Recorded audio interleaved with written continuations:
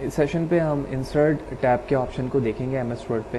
Previous session के अंदर हमने होम के तमाम ऑप्शन को कंसिडर किया था कि होम के अंदर क्या चीज़ें और किस तरह से अप्लाई की जाती हैं। अगर आपने वो सेशन की वीडियो नहीं देखी है तो मैं रिकमेंड करता हूँ कि पहले आप वो वीडियो देखें, दैन आगे की वीडियो को देखें ताकि फर्दर चीज़ें आपको आसानी के साथ समझ में।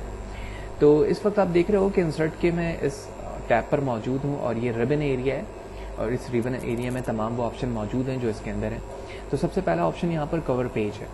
कवर पेज क्या है? बाज़ दफ़ा हमें इस चीज़ की ज़रूरत होती है कि जब हम अपने डॉक्यूमेंटेशन को कंप्लीट करते हैं, अब उन डॉक्यूमेंटेशन पे हमारा थीसिस भी हो सकता है, इसी तरह वो डॉक्यूमेंट भी हो सकता है जिसके लिए फाइनल ईयर प्रोजेक्ट में हम तमाम डॉक्यूमेंटेशन करते हैं। तो उन तमाम चीज़ों से पहले हमारा एक टाइटल पेज बनता है जिसमें आप अपनी यूनिवर्सिटी का या किसी ऑर्गेनाइजेशन के लिए बना रहे हैं तो उसका लोगो, नाम और ऑर्गेनाइजेशन नेम और एक स्टाइल के साथ एक टाइटल पेज बनता है। तो कुछ टाइटल पेज आपको एमएस वर्ड खुद प्रोवाइड करता है, ऑल्दो आप खुद चाहें तो खुद भी बना सकते हैं। तो उस ऑप्शन को चूज़ करने के लिए आप अपने कवर पेज के ऑप्शन पर आओगे और इसे क्लिक करोगे तो आप फर्दर ऑप्शन यहाँ पर देखोगे जो बने बनाए यहाँ पर मौजूद हैं। तो फॉर एग्जांपल इस वक्त मैं इस ऑप्शन को क्लिक करता हूँ, तो जैसे मैंने क्लिक किया तो वो टॉप पेज पर शो हो गया। आप देख रहे हो टॉप पर, और उसके बाद मेरे तमाम डॉक्यूमेंट्स मौजूद हैं जो कि रेस्ट ऑफ द डॉक्यूमेंट थे। तो क्योंकि टाइटल पेज हमेशा फर्स्ट पर आता है तो ये डिफ़ॉल्ट तौर पर यहाँ पर आ चुका है। अब कुछ टेक्स्ट के ऑप्शन यहाँ पर मौजूद हैं, जैसे ये टाइटल डॉक्यूमेंट में लिखा हुआ है तो मैं इसके इनर पार्ट पर आता हूँ और यहाँ पर लिखता हूँ फाद हुसैन डॉक्यूमेंट। क्लियरली आप कोई सब टाइटल देना चाहते हैं तो मैं यहाँ पर आके फॉर एग्जांपल कह देता हूँ माई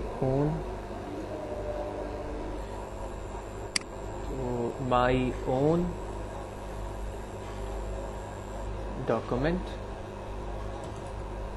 इसी तरह एब्स्ट्रैक्ट के अंदर आप वो इंट्रोडक्शन पार्ट लिखते हो या शॉर्ट समरी लिखते हो जो कि आपके टाइटल की होती है। अगर इसकी ज़रूरत है तो यहाँ पर आप लिखो। फॉर एग्जांपल आप थीसिस लिख रहे हैं या रिसर्च पेपर लिख रहे हैं तो नॉर्मली उसके अंदर एब्स्ट्रैक्ट होता है जो कि आपके रिसर्च पेपर का एक शॉर्ट डिस्क्रिप्शन होता है।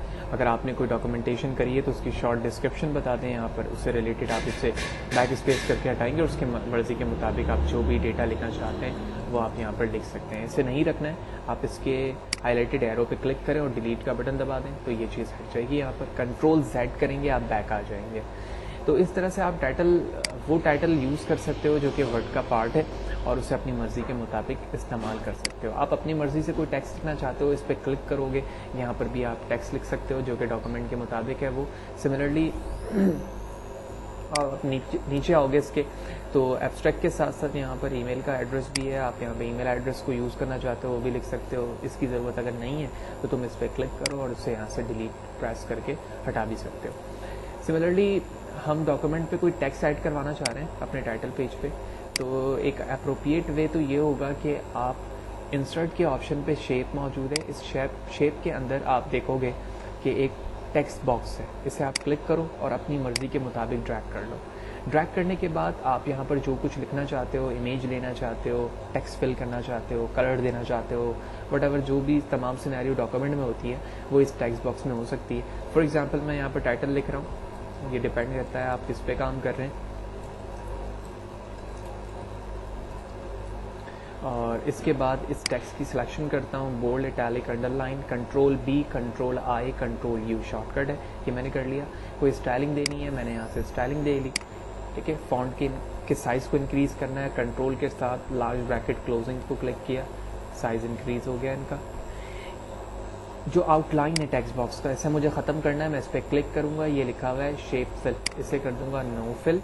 सिमिलरली आउटलाइन को कर दूँगा नो आउटलाइन। तो अब आप देख रहे हो कि मूवमेंट के लिए एरो तो मूव हो रहा है, लेकिन जब आप आउटर एरिया पर क्लिक करोगे तो इसका ना तो आउटलाइन आएगा और ना ही ये पता चलेगा यूज़र को कि ये एक टेक्स्ट बॉक्स है, बल्कि ऐसा मालूम होगा कि ये डॉक्यूमेंट के ऊपर ही टेक्स्ट लिखा हुआ है। तो इस तरह से आप एक टाइटल पेज रेडी कर रहे होते हो। देन ऑप्शन है हमारे पास ब्लैंक पेज का। ब्लैंक पेज से क्या मुराद है? फॉर एग्जाम्पल आप अपने डॉक्यूमेंटेशन पे काम कर रहे हैं और इस फर्स्ट लाइन के बाद मुझे एक ब्लैंक पेज चाहिए। ठीक है, तो मैं यहाँ पर इंटर प्रेस करता हूँ, इस जगह से मुझे एक ब्लैंक पेज चाहिए। तो इस चीज़ के लिए मैं ब्लैंक पेज के ऑप्शन पर आऊँगा और क्लिक करूँगा तो ये ऐड अ ब्लैंक पेज कर देगा। तो मैंने इसे क्लिक किया अब देखो कि जहाँ पर हमारा टेक्स्ट था फर्स्ट लाइन वो अपनी जगह पर मौजूद है, लेकिन इसके बाद का जो एरिया है वो पूरा ब्लैंक हो गया और रिमेनिंग टेक्स्ट जो था इसके नीचे वो एक सेपरेट ब्लैंक पेज के बाद, ये ब्लैंक पेज है जो ख़त्म हुआ और उसके बाद वहाँ पर आ गया। यानी ना सिर्फ टेक्स्ट उस लाइन के बाद हटा, बल्कि लाइन के बाद एक ब्लैंक पेज है जो कि ये मौजूद है, ये पूरा एक ब्लैंक पेज है, इसके बाद वाले पेज पे वो तमाम रिमेनिंग टेक्स्ट मौजूद है जो कि ये। कंट्रोल Z करके बैक आ जाता हूँ। इसी तरह फॉर एग्जांपल मुझे पेज को ब्रेक करना है, तो पेज ब्रेक से क्या मुराद है, आप बिल्कुल उसी एरिया पर मौजूद हैं। फर्स्ट लाइन के बाद मैंने पेज ब्रेक को क्लिक किया, तो ये क्या करेगा, उस पेज को सिर्फ ब्रेक करेगा। ठीक है, अभी हमने प्रीवियस ब्लैंक पेज में देखा था कि ये पेज तो ब्लैंक हुआ था, साथ ही साथ एक पेज भी ब्लैंक मिला था मुझे ये, लेकिन ब्रेक में ऐसा नहीं है।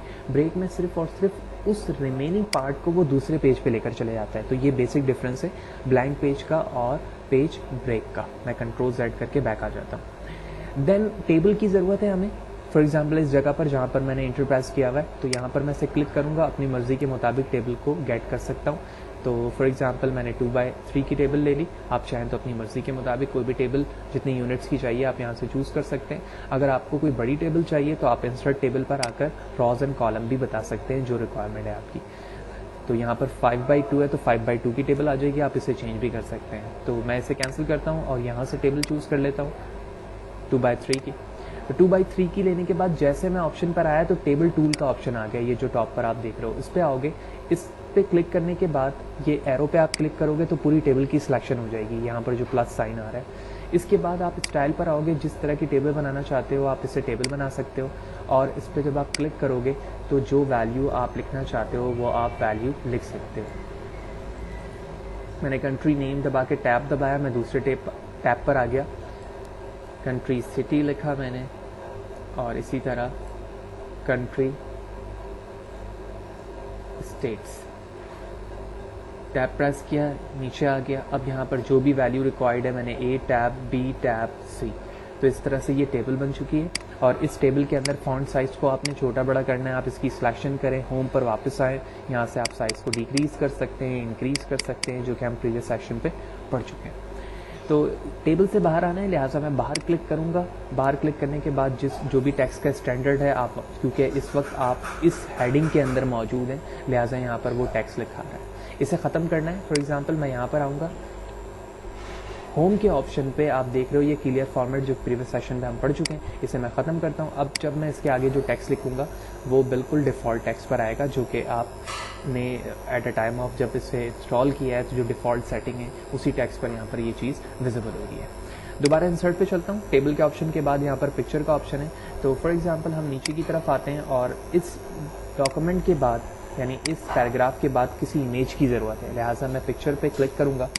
तो जो इमेज आपको रिक्वायर्ड है जिस ऑप्शन पे भी मौजूद है, आप वहाँ पर आएंगे मशीन के और पिक्चर को चूज़ करेंगे। तो मैं पिक्चर के ऑप्शन पे हूँ, जो मशीन पे पिक्चर मौजूद है उनमें से किसी पिक्चर को मैं चूज़ करता हूँ और ये डिफ़ॉल्ट तौर पे यहाँ पर इमेज का साइज़ आ चुका है। इस कॉर्नर पर आएंगे तो एरो इस तरह से बन जाएगा।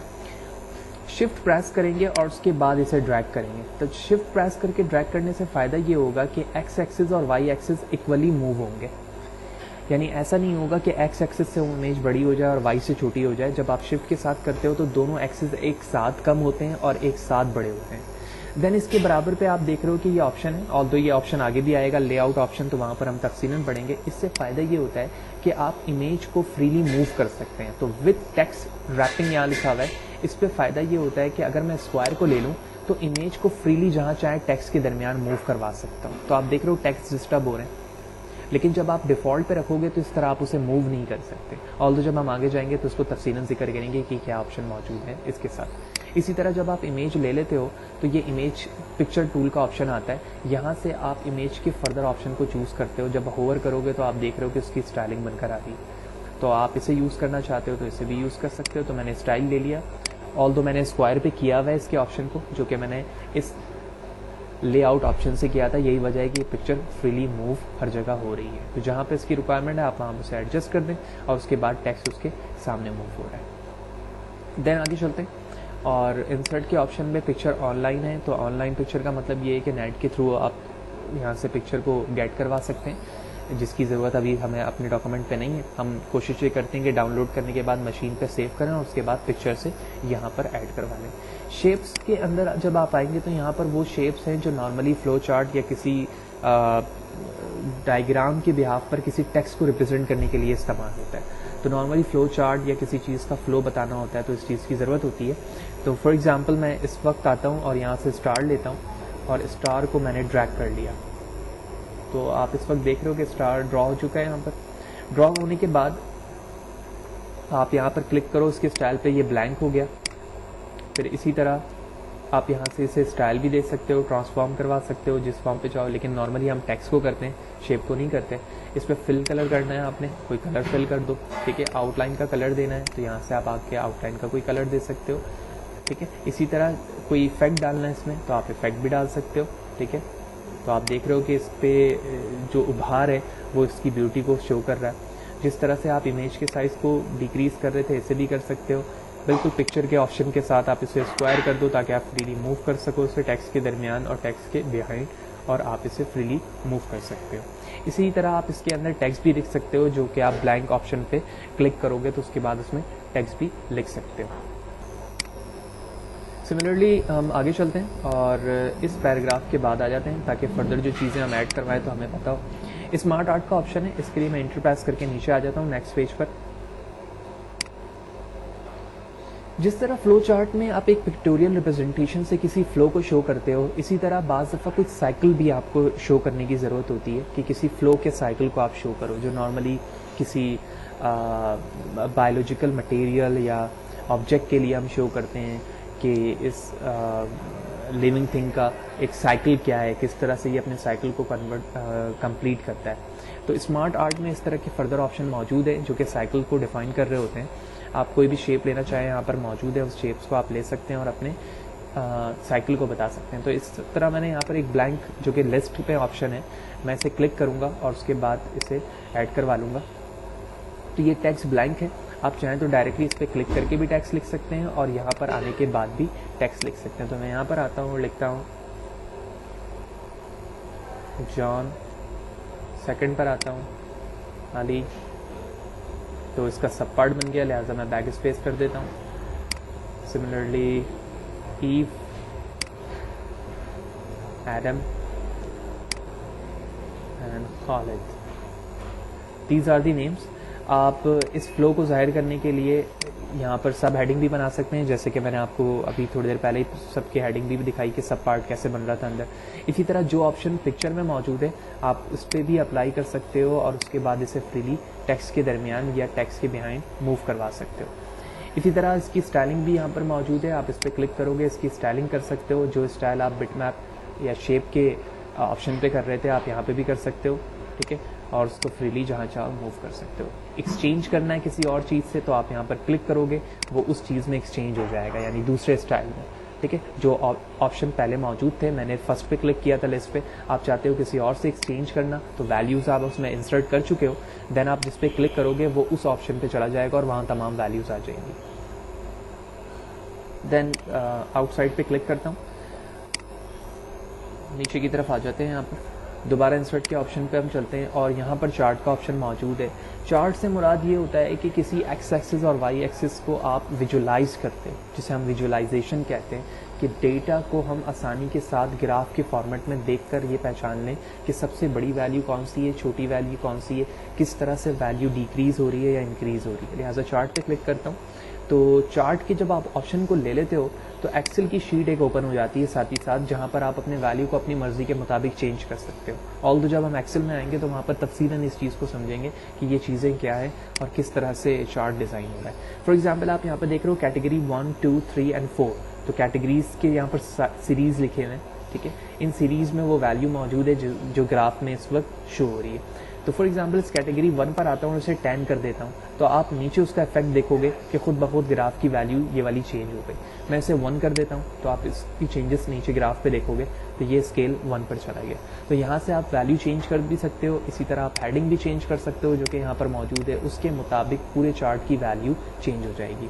ये करने के बाद आप इसे कैंसिल करें एक्सेल के उस शीट को जो कि ऊपर ओपन था, और जिस तरह से आप तमाम शीट्स को या इमेजेस को क्लोज करते हो या मिनिमाइज मैक्सिमाइज करते हो और इमेज का जो ऑप्शन मौजूद है आप उस पर अप्लाई करोगे और फ्रीली बिल्कुल उसी तरह जिस तरह फर्दर चीज़ों को आप मूव कर रहे थे आप उसे मूव कर सकते हो और अपनी रिक्वायर्ड जगह पर ले जा सकते हो जहाँ पर आप चाहते हो। इंटर प्रेस करता हूँ बाहर की तरफ तो मैं बाहर आ जाऊँगा। टॉप पर वापस चलते हैं जहाँ पर हमारा टेक्स्ट था ताकि विजिबिलिटी और भी बेहतर हो जाए। तो मैं इस जगह पर वापस आ जाता हूँ। इसके बाद इंसर्ट पर वापस आते हैं और आप यहाँ पर देख रहे हो स्क्रीनशॉट। स्क्रीनशॉट क्या चीज़ है, जब आप स्क्रीन क्लिपिंग पे क्लिक करते हो तो ये वर्ड का जो डॉक्यूमेंट है वो मिनिमाइज हो जाता है और ये आपके बैकग्राउंड को शो करने लग जाता है और जो ब्लर पे होता है, ब्लर के साथ आपका जो कर्सर है वो ब्लैक पर आ चुका है प्लस साइन के साथ, जिसका मतलब है कि आप जिस चीज़ को इमेज बनाकर वर्ड का पार्ट बनाना चाहते हो तो आप यहाँ पर ड्रैग करके इमेज बनाओ। तो मैंने इस विंडो के साइन को ड्रैग किया और इसे इमेज बना दिया। जैसे मैंने इमेज बनाया खुद ब खुद वर्ड का डॉक्यूमेंट ओपन हुआ और वो इमेज बनकर आपके वर्ड पर ऐड हो चुकी है। अब तमाम जो इसमें ऑप्शंस हैं वो बिल्कुल वही इमेज वाले होंगे जो कि अभी हम थोड़ी देर पहले डिस्कस कर चुके हैं। देन इसके आगे ऑप्शन मौजूद है, इंसर्ट पे वापस चलते हैं और यहाँ पर आप देख रहे हो कि app for office and online videos, ये दोनों नेट से कनेक्टिविटी के लिए है कि अगर आप कोई ऐप्स चाहते हो MS ऑफिस के लिए या कोई ऑनलाइन वीडियो ऐड कराना चाहते हो तो यहाँ से करवा सकते हो। तो इनकी ज़रूरत नहीं है हमें, हम नॉर्मली जब भी कोई चीज़ ऐड करते हैं तो डाउनलोड करने के बाद ही ऐड करते हैं ताकि हम इंटरनेट की ज़रूरत को अवेल यहाँ पर ना करें। इसके बाद हाइपर लिंक है जो कि लिंक के अंदर इस्तेमाल होता है। लिंक से मुराद ये है जो URL है जो किसी भी ब्राउज़र पर चलती है, जब आप उसे क्लिक करते हो तो आप वहाँ पर रीडायरेक्ट हो जाते हो, फिर रीडायरेक्ट हो जाते हो जो आपने एड्रेस लिखा है। फॉर एग्ज़ाम्पल मैं इस लाइन के बाद यहाँ पर एक URL चाह रहा हूँ जो कि ये सेकंड पेज पर है, तो यहाँ पर क्लिक करता हूँ और यहाँ पर आने के बाद मैं हाइपर लिंक पे क्लिक करता हूँ। क्लिक करने के बाद मैं एड्रेस लिखता हूँ HTTP माइक्रोसॉफ्ट की ये एक लिंक विद ID यानी कि क्वेरी स्ट्रिंग के साथ ये कंप्लीट एक URL आ चुका है। यहाँ पर मैं इसे यहाँ पर ऐड करवा देता हूँ।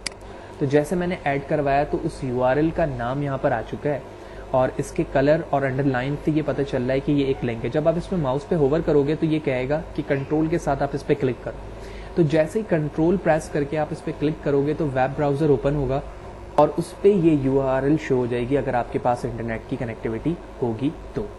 देन इसी तरह इसके बाद बुक मार्क का ऑप्शन है। बुक मार्क का ऑप्शन नॉर्मली उस वक्त हमारे पास इस्तेमाल हो रहा होता है जब हम पेज की बात करें, अगर हम एक नॉर्मल बुक की बात करें, हम बुक पढ़ रहे होते हैं और वहाँ पर चाहते हैं कि एक मार्क लगा दें ताकि नेक्स्ट टाइम जब हम पढ़ें तो हमें याद रहे कि हमने कहाँ तक उसे पढ़ लिया था। तो इस चीज़ के लिए हम अपने वर्ड के अंदर भी बुक मार्क बनाते हैं। फॉर एग्जांपल मैं अपने बिल्कुल बॉटम पे आता हूँ अपने पेज के, तो इस बॉटम पे आप देख रहे हो एक चार्ट है और चार्ट से पहले 10 लिखा हुआ है ये नंबर।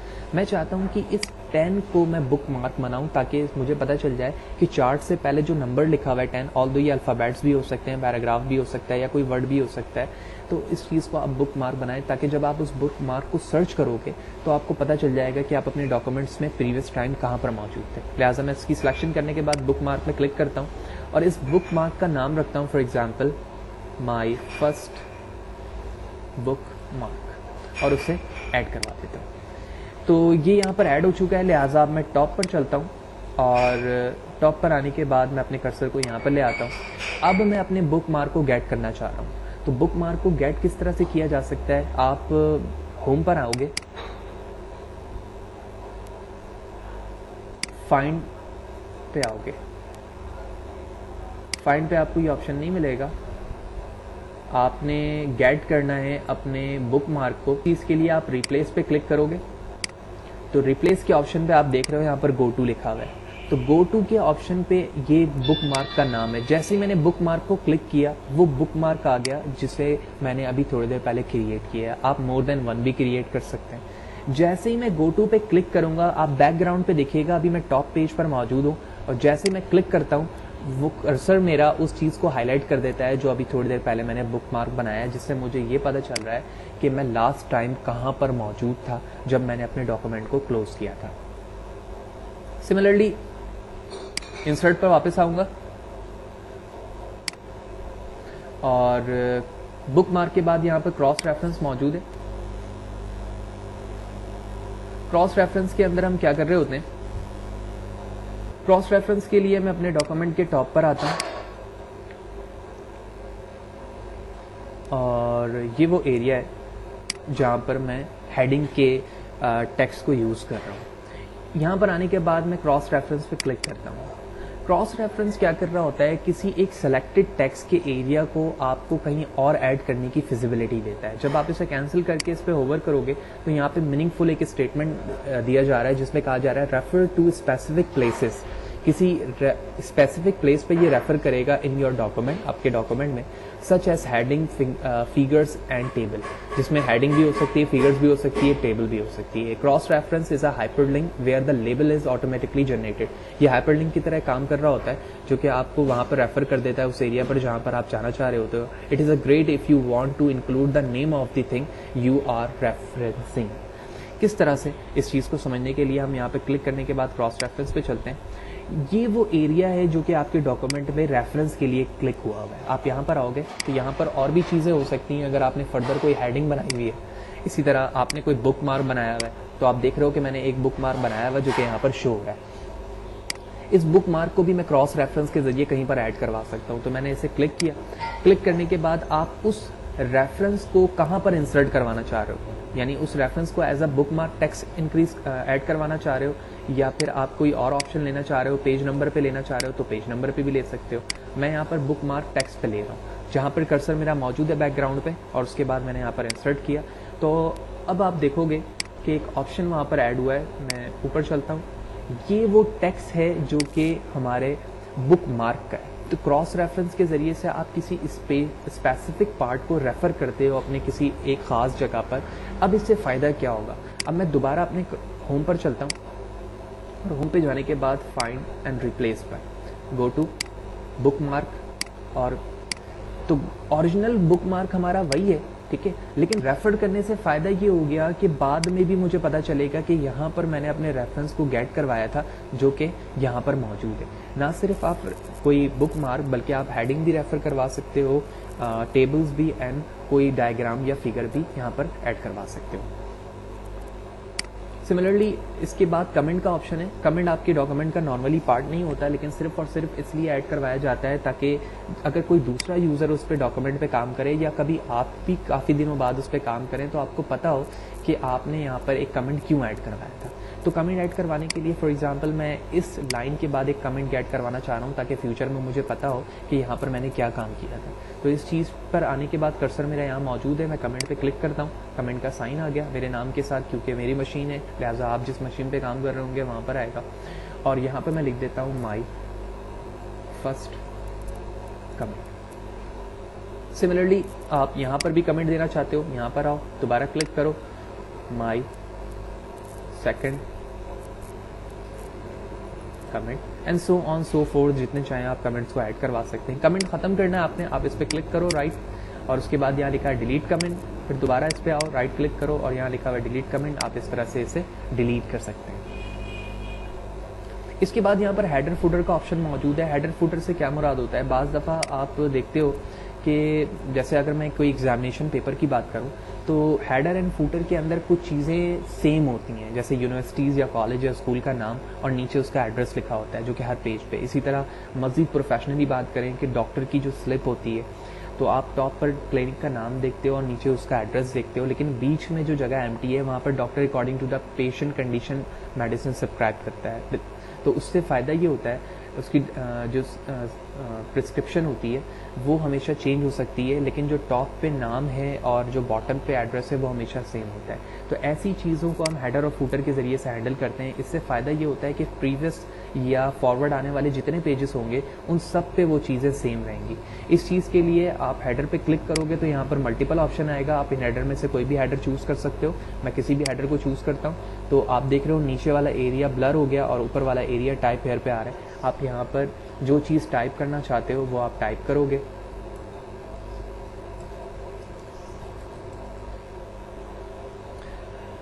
क्योंकि ये इंग्लिश का वर्ड नहीं है लिहाजा ये रेड लाइन पर आ रहा है, आप इसे इग्नोर करवा सकते हो राइट क्लिक करके, या फिर आप सजेशन से गेट भी कर सकते हो कि आप ये वर्ड तो ऐड नहीं करवाना चाह रहे, मैंने इसको इग्नोर करवा दिया। आउटर एरिया पर डबल क्लिक करता हूँ तो ये हेडर का ऑप्शन खत्म हो गया। अब आप देख रहे हो फर्स्ट लाइन पे तो ये फर्स्ट पेज पर या सेकंड पेज पर तो ये लिखा है, लेकिन जब मैं तीसरे या चौथे पेज पर आऊँगा तो यहाँ पर भी ये चीज़ लिखी हुई आएगी हर पेज पे। तो ये हेडर का ऑप्शन है जो आप एक दफ़ा ऐड कराते हो और हर पेजेस पर आप देखोगे कि वो हेडर का ऑप्शन आएगा। दोबारा इंसर्ट पे क्लिक करके इंसर्ट पर आता हूँ और यही काम आप फूटर पे भी कर सकते हो, लिहाजा फूटर पे क्लिक करूँगा, टाइप हेयर, तो आप फूटर पे देख रहे हो Fahad Hussain free computer education footer area. तो फूटर के अंदर आपकी जो रिक्वायरमेंट है, आपने एड्रेस देना है, आपने इमेज इंसर्ट करवाना है, आप चाहो तो इमेज इंसर्ट करवा सकते हो। यहाँ पर इसके स्टार्ट पे करवाना है, होम पर दोबारा क्लिक करोगे, इंसर्ट पर पिक्चर पर आओगे, आप यहाँ से भी पिक्चर ऐड करवा सकते हो। पिक्चर का साइज बड़ा है फूटर पे, आप यहाँ से इसे स्मॉल कर लो।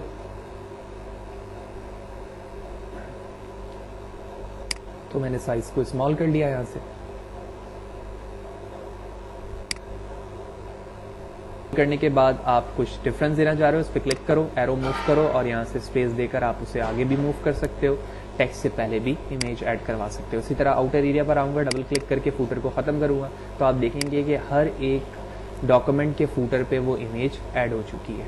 तो ये हेडर फूटर का फ़ायदा होता है जो कि हर पेज पर ऐड करवा सकते हैं। आप मल्टीपल स्टाइल को यहाँ से देख सकते हैं। इसी तरह पेज नंबर भी यहाँ से आप ऐड कर सकते हो। टॉप पर जो हेडर पर आएगा आप कोई भी ऑप्शन ले सकते हो। यहाँ पर मैंने 1 क्लिक किया तो आप हर पेज के टॉप पर देखोगे कि हेडर पे पेज नंबर आ चुका है। तो मैं फर्स्ट पेज पे चलता हूँ, ये रहा 1 ऊपर लिखा हुआ, सेकंड पे 2 3 4 एंड सो ऑन। जितने पेजेस बढ़ते जाएंगे ये नंबर्स आगे की तरफ बढ़ता जाएगा। इसी तरह इंसर्ट पे दोबारा आता हूँ और यहाँ से आप टेक्स्ट बॉक्सेस ले सकते हैं। टेक्स्ट बॉक्सेस बने बनाए यहाँ पर मौजूद हैं। ऑल्दो ये टेक्स्ट बॉक्सेस के हवाले से मैं आपको होम के शेप पे बता चुका हूँ, इंसर्ट के शेप पे बता चुका हूँ, यहाँ पर भी मौजूद है। लेकिन यहाँ पर जो टेक्स्ट बॉक्स है वो बने बनाए हैं, आप इन्हें भी यूज़ कर सकते हैं। ये एक पूरे पेज पर आएगा और उसके बाद ये आपको ऑप्शन दे रहा होगा। फॉर एग्जांपल मैं यहाँ क्लिक करता हूँ तो ये टेक्स्ट बॉक्स यहाँ पर आ चुका है। आप इसे अपनी मर्जी के मुताबिक ड्रैग कर सकते हैं और तमाम वो ऑप्शन अप्लाई कर सकते हैं जो कि मैंने टेक्स्ट बॉक्स पे बताया था। देन इसके बाद क्विक पार्ट है। क्विक पार्ट के जरिए से आप ऑटो टेक्स्ट को चेंज कर सकते हैं। ऑटो टेक्स्ट से क्या मुराद है, वो टेक्स्ट बार बार लिखा आ जाएगा। फॉर एग्जांपल मैं यहाँ पे क्लिक करता हूँ फात, तो जहाँ पर मेरा कर्सर मौजूद था वहाँ पर वो नेम आ गया। आप क्विक पार्ट में दोबारा आएंगे, डॉक्यूमेंट प्रॉपर्टी के जरिए से आप इसके अंदर एब्स्ट्रैक्ट का कोई एक ख़ास फोल्डर बना सकते हो। फोल्डर से मुराद ये है कि वो एक एरिया कवर करेगा जहाँ पर आप अपनी मर्जी के मुताबिक एब्स्ट्रैक्ट लिख सकते हो। एब्स्ट्रैक्ट क्या है, जब मैंने आपको कवर पेज ऐड करना बताया था तो मैंने बताया था कि वहाँ पर आप अपने थीसिस या रिसर्च पेपर के हवाले से शॉर्ट समरी लिखते हो। इसी तरह categories, company name, email address लिखने की ज़रूरत होती है या कीवर्ड बताना होता है या मैनेजर का नाम बताना होता है, तो वहाँ पर आप इसे ऐड कराते हो। तो आप क्लिक करोगे तो ये टाइटल बन जाएगा। इस टेक्स्ट के अंदर आप चाहो तो कुछ भी लिख सकते हो। तो ये आपका एक सेपरेट एरिया होता है जो कि किसी नाम को जाहिर कर रहा होता है। तो आप जब इस पर आउटर एरिया पे क्लिक करोगे और दोबारा जब यहाँ पर आके इस पर क्लिक करोगे तो ये ऊपर शो करेगा कि ये नाम जो आपने लिखा है ये एक मैनेजर का नाम है। तो बाज़ दफ़ा डॉक्यूमेंटेशन में इस चीज़ की भी ज़रूरत होती है, जहाँ पर इसकी ज़रूरत है वहाँ पर आप इसे अप्लाई कर सकते हैं। देन इसके बाद वर्ड आर्ट का ऑप्शन है। वर्ड आर्ट के ऑप्शन को समझने के लिए आप किसी भी हेडिंग के टाइटल को ले लें ताकि आप बेहतर तरीके से उसे कवर कर पाएँ। तो मैं यहाँ पर आता हूँ और इस लाइन को सिलेक्ट करता हूँ जो कि यहाँ पर मौजूद है। सेलेक्ट करने के बाद मैं वर्ड आर्ट पर आता हूँ तो यहाँ पर बिल्कुल वैसे ही ऑप्शन मौजूद है जो कि हम प्रीवियस डिस्कस कर चुके हैं। आप यहाँ से उस पर जो क्लिक करेंगे उसकी स्टाइलिंग उसमें कन्वर्ट हो जाती है। ख़त्म करना चाहते हैं, कंट्रोल Z करें, बैक आ जाएं। दोबारा इंसर्ट पर वापस चलता हूँ, फर्दर ऑप्शन को देखते हैं। यहाँ पर ड्रॉप का ऑप्शन है। ड्रॉप का ऑप्शन क्या कर रहा होता है, आपने देखा होगा न्यूज़पेपर के अंदर बाज़ दफ़ा जो वर्ड का पहला अल्फ़ाबेट होता है वो बड़ा होता है कैपिटल पे, और उसके साथ जो बाकी वर्ड होते हैं वो बिल्कुल स्मॉल पे चल रहे होते हैं। इस चीज़ को कंसिडर करने के लिए हम एक न्यू पेज पर आ जाते हैं।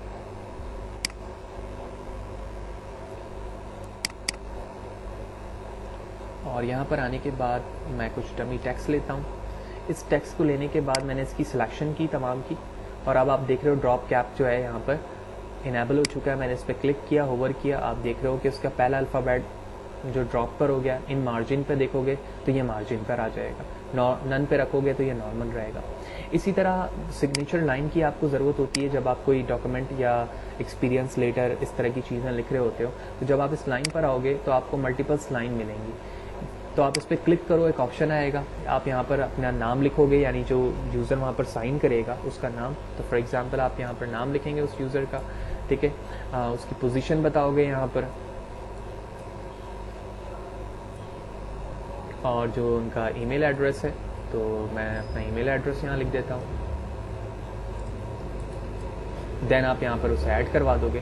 तो जब आप उसे ऐड करवाओगे तो आप देखोगे कि वो एक लाइन बनकर आ जाएगी जहाँ पर उसका नेम आ रहा है चार्ट एरिया पे, और साथ ही साथ ये वो जगह है जहाँ पर वो यूज़र साइन करेगा।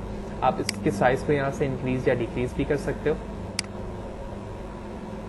देन आगे चलते हैं इंसर्ट के ऑप्शन पे। आगे जहाँ पर डेट एंड टाइम की ज़रूरत है, तो अगर आप किसी टेक्स्ट के दरमियान डेट एंड टाइम चाहते हो तो आप इस पर क्लिक करोगे, और जिस फॉर्मेट का टेक्स्ट आपने चाहिए डेट एंड टाइम पे आप उसे सिलेक्ट करोगे और ओके कर दोगे, तो आप देख रहे हो यहाँ पर उस टेक्स्ट पे वो चीज़ ऐड हो चुकी है। ऑब्जेक्ट पर आएंगे, यहाँ पर ऑब्जेक्ट पर जब आप क्लिक करोगे तो इससे ये होगा कि आप किसी भी दूसरे सॉफ्टवेयर से किसी ऑब्जेक्ट को क्रिएट कर कर अपने वर्ड का पार्ट बना सकते हो। फॉर एग्जाम्पल मैं यहाँ पर आने के बाद